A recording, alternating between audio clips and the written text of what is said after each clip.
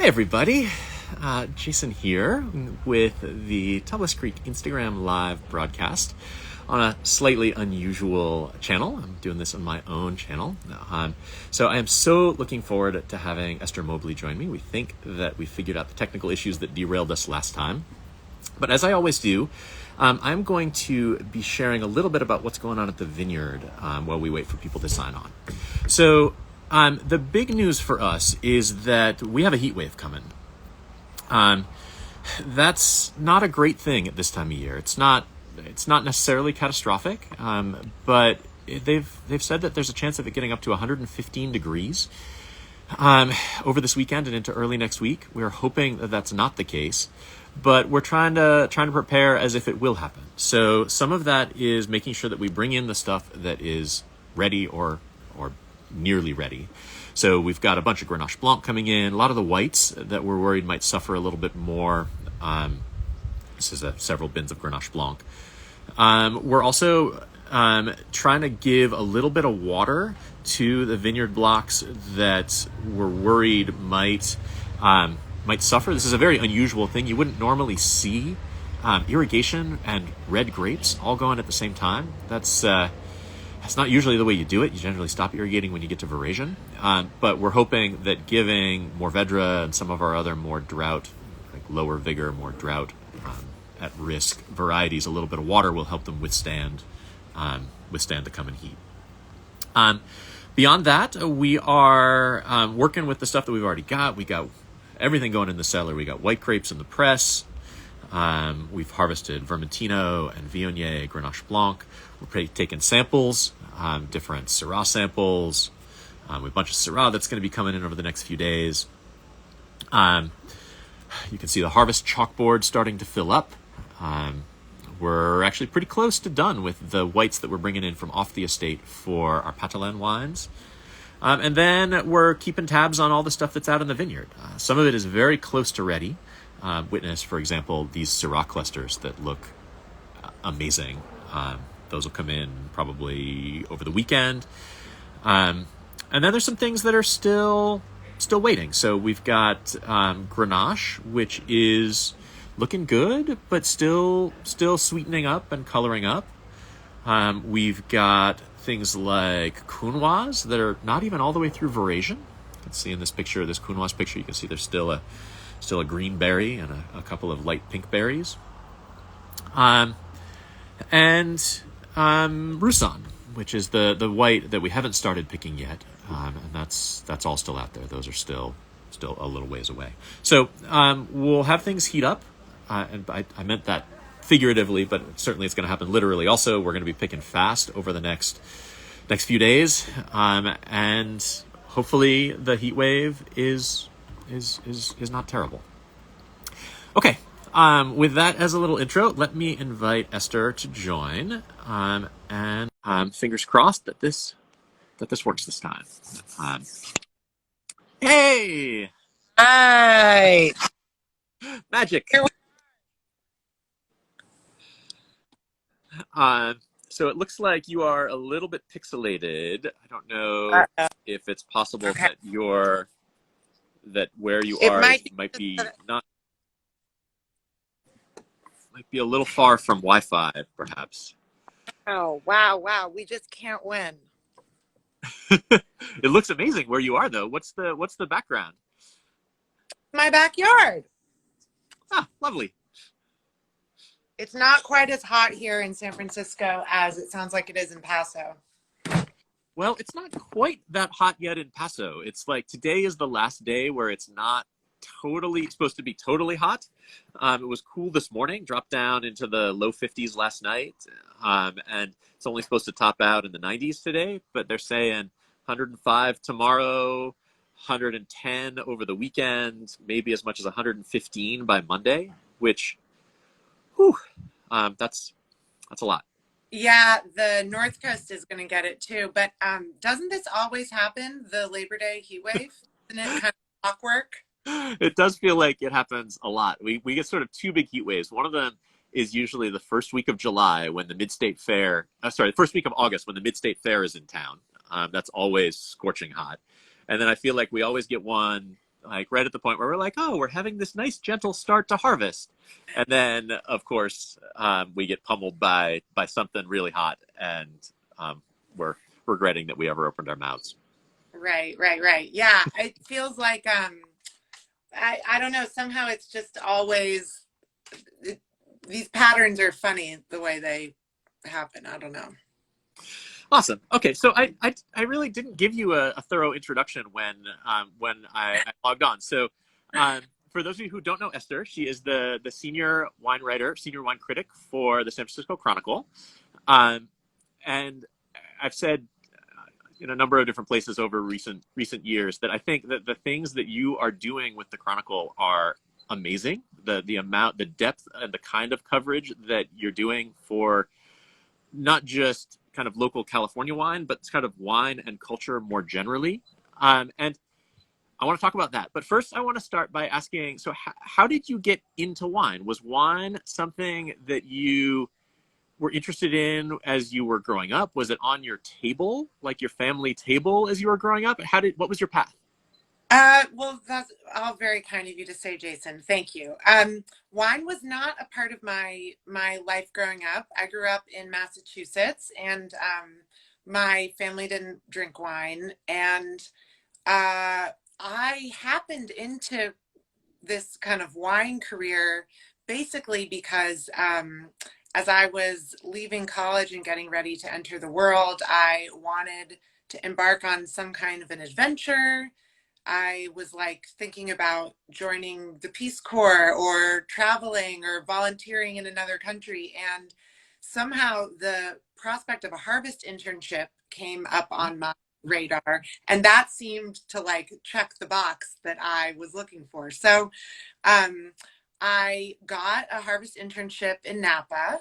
I had never been to California before, and two friends and I drove out from Massachusetts, one of whom had also gotten a harvest internship in Sonoma. And I was like shocked to learn that the other harvest interns where I was working were all like doing this for a career. I had no clue. They all had like degrees in winemaking. And they were like, why are you here? I was like, I don't know, gap year, like sounded fun. So, but as anyone knows, once you're kind of exposed to the world of it, and I was surrounded by people who were so passionate about it, making careers in it. They were all trying to find harvest internships in the Southern Hemisphere for after the harvest in California ended. And so I was totally captivated and fell in love with it, and went and worked a harvest afterward in Argentina. And by then I was just hooked. So that was how the I got bitten by the wine bug. So I'm curious. Like, I mean, I went to college in Massachusetts. I'm pretty sure that the Office of Career Counseling there did not have winery internships as like one of the post graduation job opportunities. How did you find it? So I went to my college's alumni. I was still in college. I was a senior in college, and I was like, what am I going to do when I graduate? I'm an English major. I have literally zero career prospects here. No one can actually get it. I wanted to be a writer, but I just thought no one's going to get a job being a writer. And I had worked one summer during college at a newspaper, and it was the peak of the recession, and the newspaper did multiple rounds of layoffs the summer I was there. And I was just like, well, I guess no one's getting a job in journalism anymore. So I was sitting in my college career center, campus center, like eating a sandwich or something. And I went to my college's alumni database online, and I just typed in wine. Like I don't really know now how the germ first appeared, but I was just kind of like messing around, and I typed in wine, and like maybe 5 or 6 alums came up whose profiles somehow had the word wine in them. And one of them said she was a winemaker in Napa, California. And I had heard of Napa, California. So I just cold called her and was like, hi, do you want to help me? This sounds fun to me. Can I get a harvest internship? And her name is Helen Keplinger. She's kind of, I had no idea. She's like a Kind of a big, big deal. Yeah. And she was just so kind to me. And it turns out she's helped so many other alums of our college, Smith College in Massachusetts, get careers in wine over the years. So I wasn't the only one that she helped, but she was so kind to me. And she served as a reference for me. She told me where to apply for harvest internships. She advised me to really play up my experience on the college crew team because she thought that would indicate to people that I was comfortable waking up early in the morning. And then you get to California and realize that nobody here has ever heard of crew. Right. But anyway, I was like, I get up at 5:20 in the morning for crew practice. So anyway, but it was really, I mean, I just thought that this would be a little, post grad lark, and then I would find a real job. Which I mean, honestly, like you did. It wasn't like you spent your next decade hopping back and forth between like harvest jobs. So how did you make that transition from there into writing? Was the first place where I think I became aware of your work in wine was when you were at Wine Spectator. Was that the first step from production into writing, or was there another one that I missed? Before I was hired at Wine Spectator, I was an intern at Wine Enthusiast, actually. So yeah, basically, I came back from Argentina. I moved back in with my parents in Boston. I had no idea what I was going to do next. I got a job at a really good restaurant in Boston that had a serious wine program. And I learned a lot about wine there. And I view that, I had always worked in restaurants, but never really a restaurant that had somms on the floor, for example. And then I applied for this internship at Wine Enthusiast, which was located outside of New York City, so in Westchester County. So I moved to New York. And then went from there to Wine Spectator. And how much writing were you doing for those first couple of for those publications? At Wine Enthusiast, basically nothing. I mean, I was there maybe 5 months. I don't really remember what I did. And I was so impressed by my colleagues there and the tasting room and everything, but I didn't really get to do much of anything. When I joined Wine Spectator, I was my job there was I was the assistant to the executive editor at the time, Tom Matthews. So I was like answering his phone, opening his mail. I had like a really cool letter opener.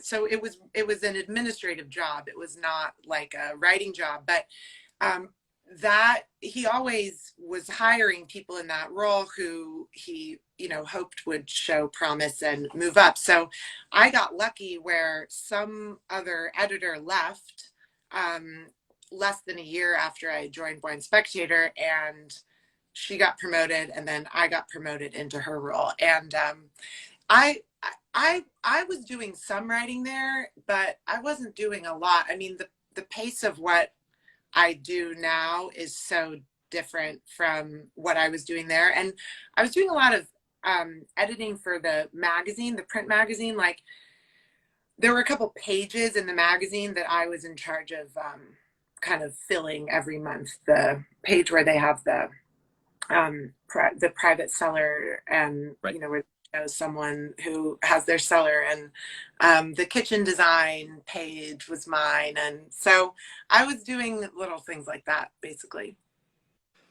So that sounds like a fairly major leap from that to wine columnist and wine editor for one of the very few U.S. newspapers that has a dedicated wine article and section every week, and even more than every week. So I was totally unqualified, truly. Well, clearly they made a good choice. But like when you moved into that role, what were the things that you discovered there that you were like, man, I'm definitely keeping this? And what were the things that after you'd been there for a little while that you were like, okay, I see a new place that we can go that's different than where the Chronicle has gone before? Interesting question. Well, I think that my sense of that evolved with the Chronicle. So, like, when I joined the Chronicle in 2015, the food department, the food and wine department, had only recently moved into the main newsroom. Previously, it had had its own um, separate building where they had a test kitchen and a rooftop garden. They kept bees, and they were always cooking these legendary lunches. And the Chronicle, I think the rest of the Chronicle newsroom thought they were all just like over there chopping vegetables and enjoying life. And but at some point before I joined, they had moved the food department into the main newsroom, and there was kind of there was a new food editor who was my boss, and there was kind of a renewed sense of like, oh, we're going to be news reporters now. Yeah. Not that the food and wine section hadn't already been doing some of that, but there was really kind of a new push to be fast, be newsy, be producing front page stories. And I think there was kind of a long transition of that. Meanwhile, the Chronicle was going through all kinds of different changes as we were kind of trying to really differentiate our own digital output on sfchronicle.com from sfgate.com, which is still a thing we have to remind people. I don't write at all for sfgate, but at the time our identities were a little more complicated. So and there was just we continued to kind of have a different understanding of like what our readers are actually interested in reading. So I think that for the Chronicle and all wine publications, all publications, period, like when I joined, there was kind of a sense of like, this is the kind of story we do because we've always done it. You know, we always have to have this kind of a harvest story and this kind of a tasting report. And over time, we kind of got a sense of like, well, just because there's a kind of slot for this doesn't people are actually that interested in reading it necessarily or reading it every year.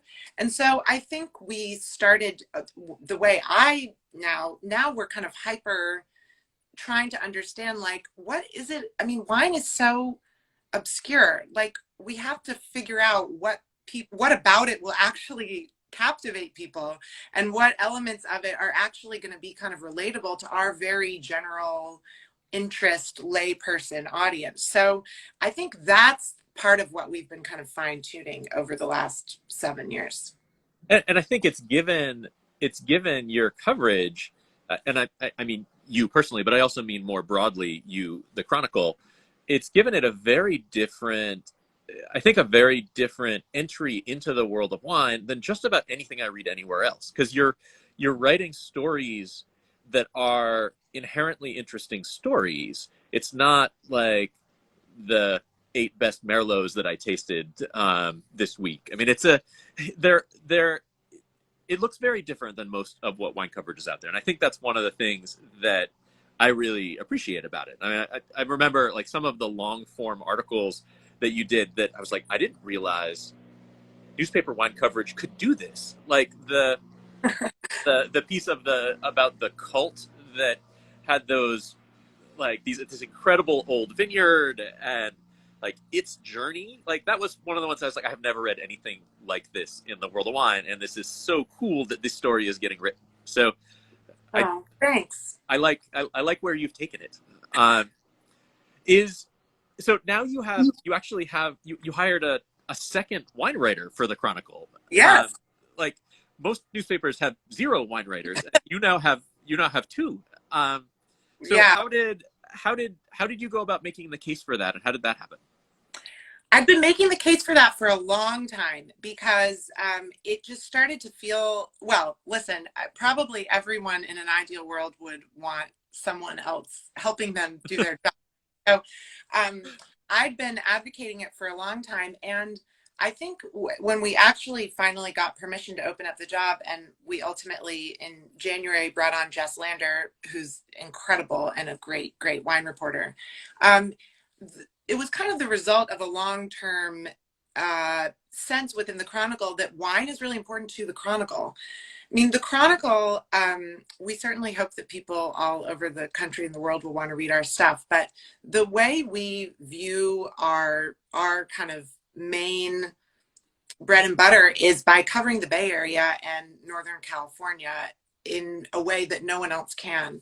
And I think wine is such a key way that we can do that. And wine touches every aspect of our lives here and in California. And now, I mean, I sound like a bit of a broken record sometimes when I say this, but when you look at any of the kind of big ideas that are facing California right now, whether that's climate change and energy and politics and our kind of cultural transition through the generations, it's all, you know, wine is one way to get at any of those stories. And so I think finally the Chronicle realized like we can do that.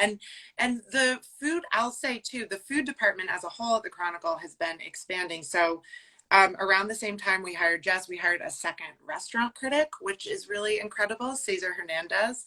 And so we're just kind of unstoppable all as a whole, food and wine. I mean, you became a fire reporter at one point for what felt like a stretch of months, and got like a bunch of awards for that. And like, I mean, that was, I think you're absolutely right that the story of wine is in a lot of ways, it's so interwoven with the story of California that that the approaches that you take into wine are going to be more broadly applicable to a broader audience, which I think is smart. But yet it isn't really being done very many other places, if at all. So, well, it may not make sense for every place. I mean, it's you know, I remain amazed that the LA Times, for example, doesn't have a kind of more dedicated wine presence. But you know, I think people say a lot about like the demise of the newspaper wine columnist, and it may be that back in the day, you know, the Kansas City Star needed a wine columnist. I'm not sure the Kansas City Star needs a wine columnist today. Like, I think there's a unique way that wine intersects with the region that we at the San Francisco Chronicle are covering, and that's certainly true of other places. But like I mean, Jess and I were just we joke sometimes like we have too many things we want to write about. Our list of like stories we would like to cover is we wouldn't be able to get to it if we had 10 more years on the job. Which is a really good thing. So when you go about deciding on stories, do you have a process? Like, how do you, like, is it a constant process, or are there just so many things that come across your desk that are like, oh man, yeah, we can definitely do that. I'll add that to the list, and then you pull it off the list. Do you have if you were willing, share a little bit of your process? Well, so there's many different types of stories. So one type of story is breaking news, and that's like, drop everything, this needs to be covered. You know, that's when LVMH buys Joseph Phelps, for example, or there's a wildfire, or someone dies. We sadly write a lot of obituaries. So there's certain things that it's just, this is happening, we want to get the news up as soon as possible. There's other things that may not be breaking news, but that have very newsy time hooks, right? So there's a reason to write it this month rather than next month. And sometimes that does have to do with the kind of seasonal progression of wine and that sort of a thing. And so we're kind of constantly thinking about like, what's the reason to write a story right now? And is this a compelling story to tell now that is kind of, I mean, we refer to it as a hook, right? But just so that sometimes kind of dictates our priorities. But in general, I would say like we're constantly kind of throwing around ideas with each other, and the thing we're always talking about are angles. Like, what's our angle here? Like, you know, this is a kind of interesting thing that's happening here, but like, what could we say about it that's unique? what could we say about it that other publications aren't saying? And that tends to be our kind of standard for like, are we going to write about this or not? Is there really a compelling angle? And I think sometimes the great art of being a journalist is like seeing an angle that wouldn't have been obvious. And sometimes your editor will be like, that doesn't sound that interesting. And you'll be like, but it shows how climate change is transforming the way our wines taste. And then they'll be like, go for it. I mean, a good example of that, I think, is that the piece that you mentioned, the LVMH buys Joseph Phelps. Like, you could have written that as essentially like a business page article, and talking about the two companies and gone from there. But you didn't. You took it to kind of the really, why does this matter? Like, what are the bigger implications when a family run company gets bought by a multinational corporation? And like that was one of the pieces that you've written recently that really resonated, because like I see that on a daily basis, in Paso Robles, but more broadly in wine in California, that anybody who is really leading the charge in a progressive way on something meaningful is doing it from a family business, and that can be large or small. I'm super impressed with, for example, what the next generation at Jackson family is doing with a lot of their initiatives. And they're a big company. They make a lot of wine, but their motivations are different than a Constellation or a Wine Group or one of those companies that answers to shareholders rather than to a family that's hoping to build something for maybe for their kids. And I felt like that angle was, again, it was a really good angle, because it crystallized something that I had been thinking but hadn't quite put into words like that.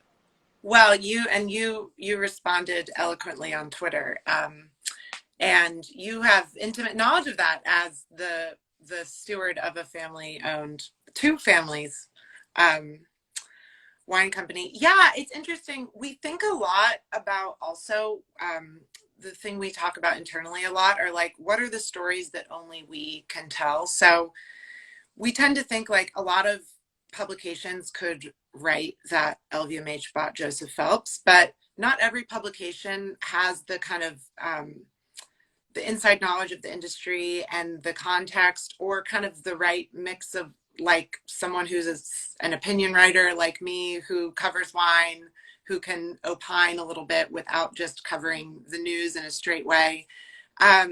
We tend to think of those as like things that like no one else is going to cover it in probably exactly that way. So that's we're thinking about that a lot. It shows. So how do, like, some of the pieces that I always think are really fun are when you're clearly having fun with something. Like I thinking back to like what was that, the Limerita piece, like where you just sort of are allowed to be kind of funny and snarky and kind of biting in a way that's fun to read in a newspaper. Like, how often do you get to write like that? And is that something that you particularly enjoy? Yeah, I do. I think I have to be judicious about it. Like I can't, not every story can be an ironic letter to a malt beverage. But yeah, and I think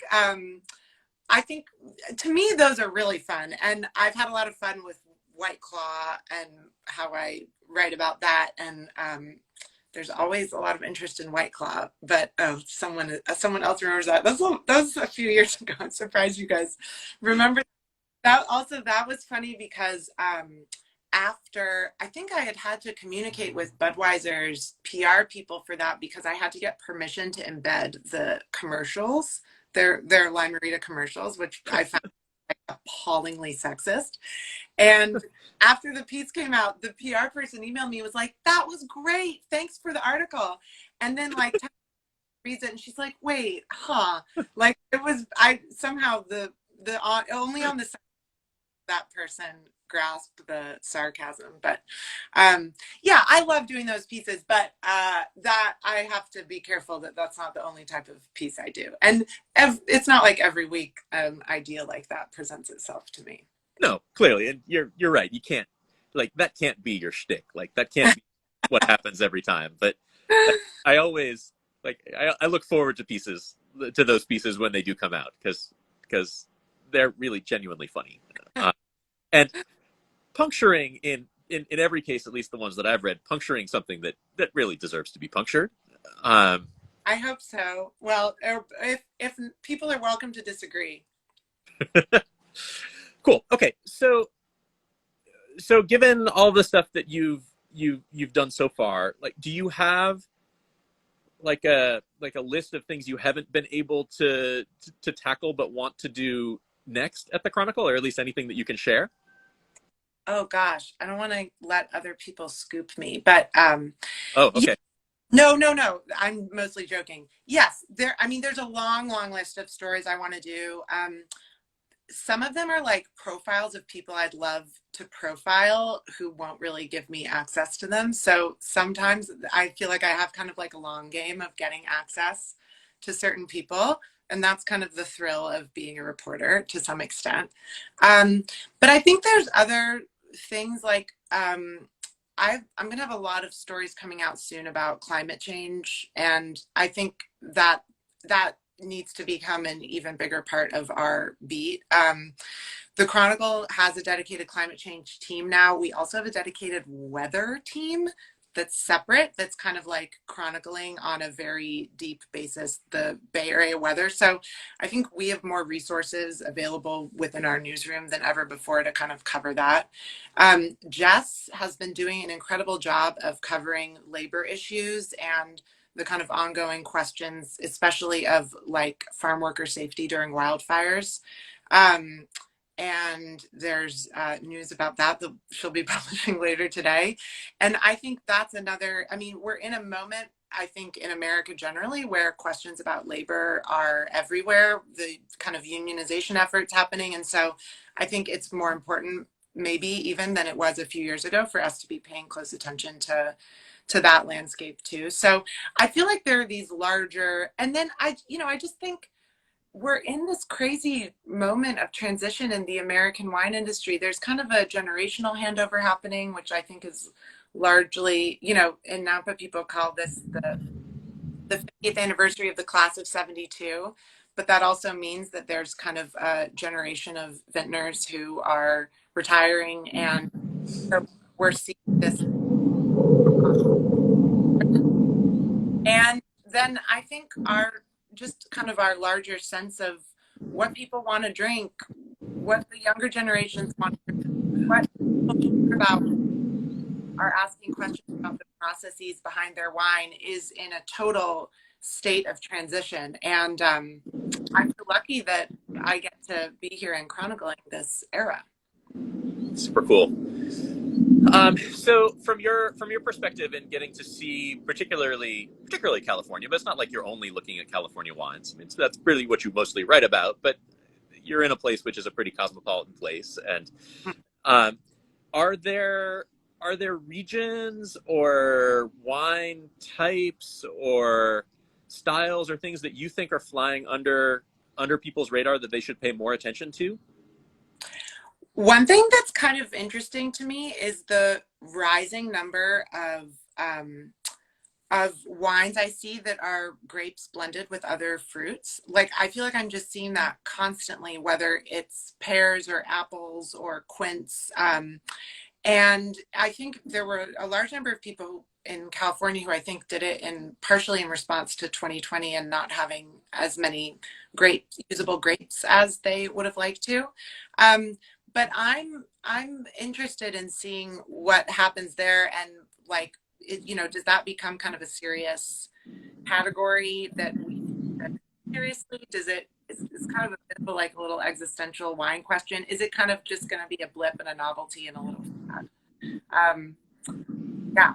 Have you had any that have been like good enough that you want to recommend them? On air, let me think. There's a producer in Berkeley called Buddy Buddy that makes some really good ones that I've had. A lot of them are often sparkling, which I think helps. A little carbonation can go a long way.